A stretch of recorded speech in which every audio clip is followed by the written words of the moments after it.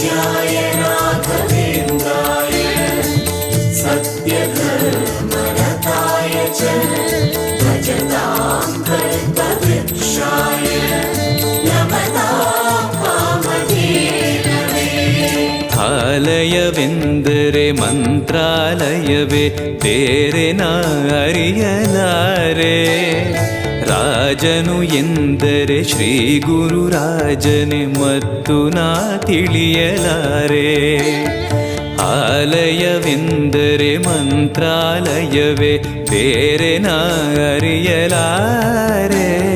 ರಾಜನು ಎಂದರೆ ಶ್ರೀ ಗುರುರಾಜನೇ ಮತ್ತು ನಾ ತಿಳಿಯಲಾರೆ.